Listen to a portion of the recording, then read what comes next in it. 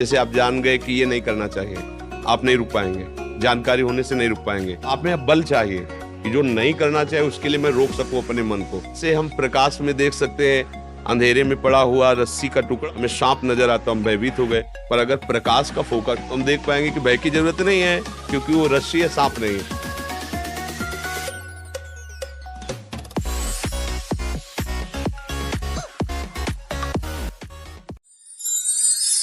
कोटि प्रणाम। महाराज जी, मनुष्य अपनी कामना, लालच और क्रोध रूपी भावना को किस प्रकार नियंत्रित करे? नियंत्रण किससे होता है पहले ये समझे। बुद्धि के द्वारा मन पर जो नियंत्रण कर लेता है वही समस्त दुर्वासनाओं पर विजय प्राप्त कर लेता है। पर हालत उल्टा हो गई है। विषय ने इंद्रियों को घसीट लिया है, इंद्रियों ने मन को अधीन कर लिया है और मन ने बुद्धि को अधीन कर लिया, इसलिए हमारी दुर्गति हो रही है।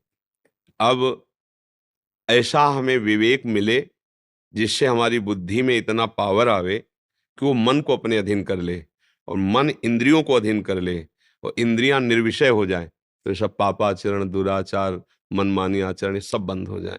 अब बुद्धि में हमारे ज्ञान कैसे आवे, प्रकाश कैसे आवे?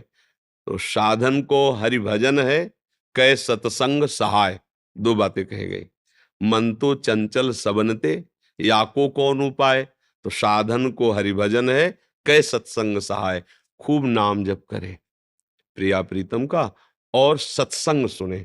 सत्संग से हमें पता चलता है क्या असत है और क्या सत है। सत्संग से हमारी बुद्धि का मार्जन होता है और नाम से हमें बल मिलता है। जैसे आप जान गए कि ये नहीं करना चाहिए, आप नहीं रुक पाएंगे, जानकारी होने से नहीं रुक पाएंगे।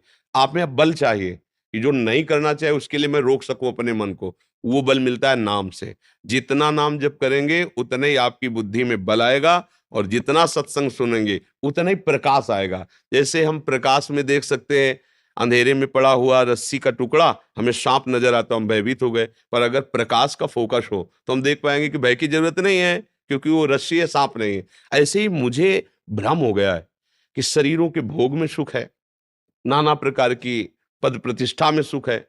ये अंधकार में, अज्ञान अंधकार में लग रहा है। और जब ज्ञान का प्रकाश होगा तब हम देखेंगे कि यहाँ तो जहां हम सुख देख रहे हैं यहाँ एक बूंद सुख नहीं। मरुभूमि में जल का भास कैसे होता है? जैसे सूर्य की किरणें पड़ी तो बालू में ऐसा लगता है निर्मल जल भरा हुआ है। गंगा किनारे जब भ्रमण करते दिखाई भी देता है, एक बूंद पानी नहीं, केवल दिखाई देता है। आगे आगे बढ़ते जाओ, आगे आगे दिखाई देगा। ऐसे ही मन दिखाता है, इसमें सुख है, इसमें सुख है, इसमें सुख है, इस पदार्थ में, इस व्यक्ति में सुख है। और जब भोगते हैं बाद में हाथ कुछ लगता नहीं, क्योंकि वहां सुख है नहीं, पर फिर भी वहीं खोजते हैं क्योंकि अज्ञान है। तो हमारी बुद्धि को बल मिले और प्रकाश मिले तो हमारी बात बन जाए। बल मिलता है हरिनाम से और प्रकाश मिलता है सत्संग से। सत्संग से विवेक, विवेक से मोह अंधकार का नाश अर्थात ज्ञान का प्रकाश, और जो जाना उस पे चल सके इसका बल मिलता है नाम से। श्री हरिवंश नाम बल लाओ। जब हम नाम जप करते तो हमारे अंदर आध्यात्मिक बल आता है। शारीरिक बल कोई बल नहीं है, आध्यात्मिक बल बल है। तो वो आध्यात्मिक बल हमारी बुद्धि में नाम से। तो नाम जप और सत्संग, सत्संग के द्वारा प्राप्त आचरणों को, ये करो ये ना करो, वैसे ही हम आचरण में चले तो बहुत जल्दी हमारे अंदर ये सब सुधार हो जाएगा।